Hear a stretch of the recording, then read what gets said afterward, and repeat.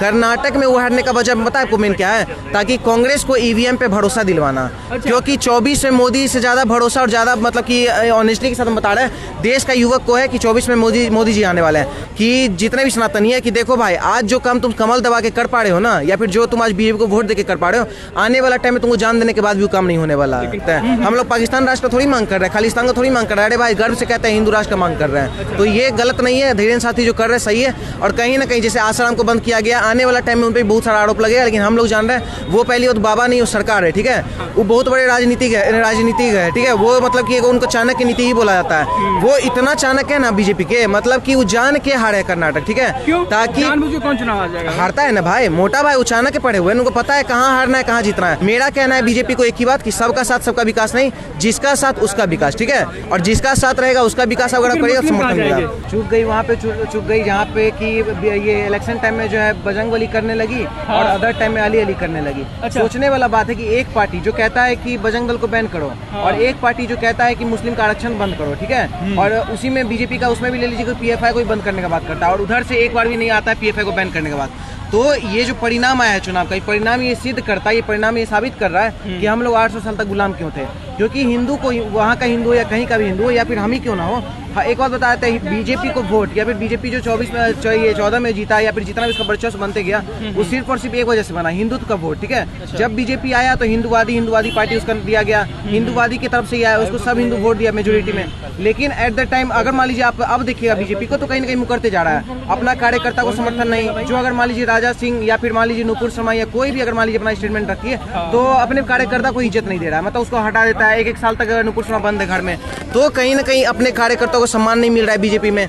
दूसरा बात कि बीजेपी का जो आइडियोलॉजी था वो अब खत्म होते दिख रहा है। जो आइडियोलॉजी था कि हम हिंदुत्व का काम करेंगे, अरे भाई मतलब कि हर एक हिंदू को पता है कि आप हिंदूवादी पार्टी है। हिंदू को तो छोड़िए, मुस्लिम को, हर मुस्लिम को पता है कि बीजेपी हिंदूवादी पार्टी है। लेकिन बीजेपी को ही नहीं पता है कि हम आखिर है किसके पार्टी। वो तुरंत में अली अली, कभी मौला अली, कभी तुरंत में ये करने लगा।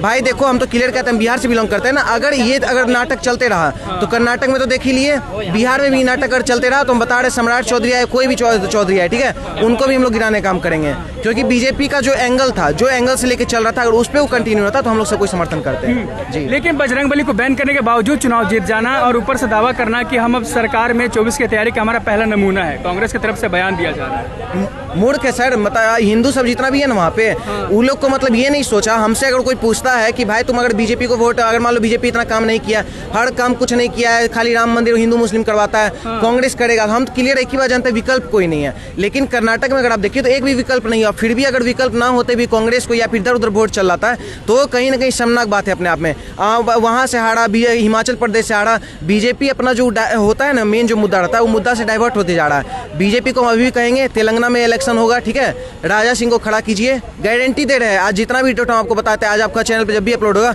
बता रहे, चैलेंज के साथ बोल रहे हैं, बीजेपी से ज्यादा हमको भरोसा है कि तेलंगाना का सीएम राजा सिंह बनने वाला है, ठीक है।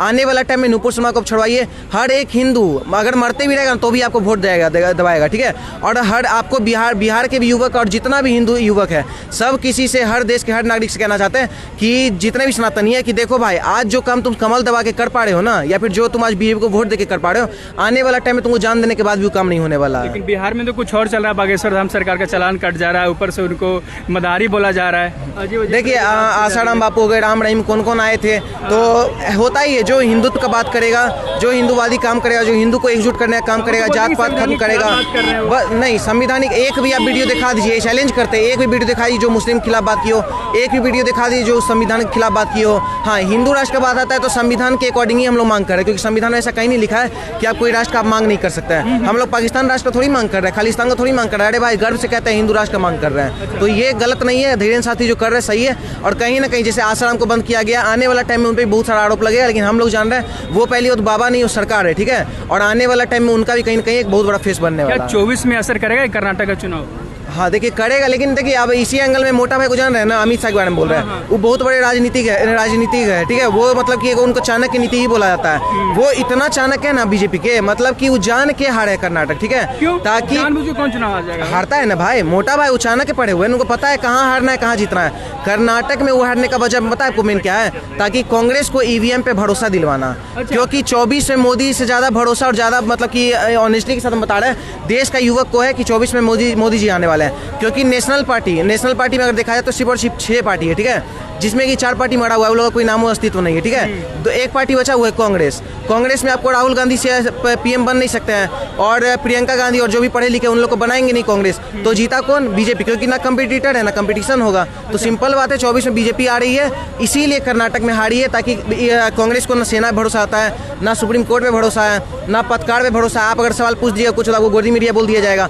और अभी अगर इलेक्शन हार जाती कर्नाटक में तो बोलती ईवीएम भी धोखा दे दिया, ईवीएम लूट लिया, बीजेपी हैक हो जाता है। तो यही बात है, मोटा भाई जो की है सोच समझ के की है, ताकि ईवीएम पे उनको भरोसा बना रहे, ताकि अगर 24 में जीतते हैं, अगर क्या जीतवे करेंगे तो कहीं ना कहीं एक ईमानदारी के साथ हम लोग कहने के लिए रहेंगे कि हाँ ईवीएम के माध्यम से ही जीते हैं। अच्छा, एक मेरा सवाल होगा कि बीजेपी पर आरोप लगता है कि हमेशा हिंदू मुस्लिम के कार्ड से चुनाव जीतती है। क्या सच में बीजेपी के पास कोई और मुद्दा होता नहीं है, या बस नहीं? देखिए यहाँ पे जितने भी किया जा रहा है, हम बता रहे नहीं, बदनामी किया जा रहा है। और एक मात्र ऐसा पार्टी है जो सिर्फ हिंदू कर रहा है, हिंदू मुस्लिम आज तक किया ही नहीं है, वो सिर्फ हिंदू। आपको एक बात बता रहे हैं कि जो मतलब कि जो पुराना का जितना भी सरकार रहती है, हम तो एक ही बात जानते थे, यहाँ भी जो भारत में जो भी मुस्लिम रहते हैं या जो भारत में हिंदू रहते हैं, जो भी कोई है, सबको हम लोग भारतीय समझते थे। लेकिन हमको ये कौन बताया कि नहीं वो मुस्लिम और वो हिंदू है? तो जो विपक्षी पार्टी लोग हैं ना, वही बताया, जो पुराना सत्ता में था, ठीक है। बताते हैं कैसे? एक मतलब कि इंदिरा गांधी आ जाएगी, वो बोलेगी हम वक्फ बोर्ड देंगे। एक ममता बहनों को सरकार से आता है, बसपा सभा मिल के जो नारा लगा देता है, यूपी में क्या बोलता है, मिले मुलायम काशी राम हवा में उड़ गए जैसे हम, हिंदू को टारगेट कर दिया जाता है। फिर आपको मनमोहन सिंह आते हैं, लास्ट प्रधानमंत्री वो भी थे, वो आके बोलते हैं इस देश का संसाधन पे सबसे पहला हक मुस्लिम का रहेगा। हम क्लियर पूछना चाहते हैं कि आप तो माइनॉरिटी में है नहीं, मुस्लिम समाज माइनॉरिटी में अगर देखा है तो क्रिश्चियन है, क्रिश्चियन से भी अगर छोटा देखा है तो जैन समाज, जो कि जिसका कि आंकड़ा अभी तक निकल ही नहीं पा रहा है, 4 लगेगी 4 करोड़ है, ठीक है। तो किस एंगल से आप लोग मुस्लिम को हक देने का बात कर रहे हैं? तो ये लोग हिंदू मुस्लिम बांट दिया। अब जब बांट दिया है तो एक पार्टी आ रहा है जो सबका साथ सबका विकास लेके चल रहा है। मेरा कहना है बीजेपी को एक ही बात कि सबका साथ सबका विकास नहीं, जिसका साथ उसका विकास, ठीक है। और जिसका साथ रहेगा उसका विकास अगर करेगा समर्थन मिलेगा। संवैधानिक देश है, जिसका साथ अगर मुस्लिम आपको जो मुस्लिम समर्थन दे रहा है उस मुस्लिम का समर्थन कीजिए, नहीं तो रोहिंग्या और बांग्लादेशी को समर्थन करने का जरूरत नहीं, क्योंकि आपको कहीं ना कहीं ये जो वोटर आ रहे हैं कुछ जो अदरवाइज दे के वोट मतलब जितवा रहे हैं अदर पार्टी को, तो वो कहीं ना कहीं रोहिंग्या बांग्लादेशी का भी हाथ है। तो जितना भी रोहिंग्या वो लोग पे काम कीजिए और जिसका साथ रहे उसी का विकास।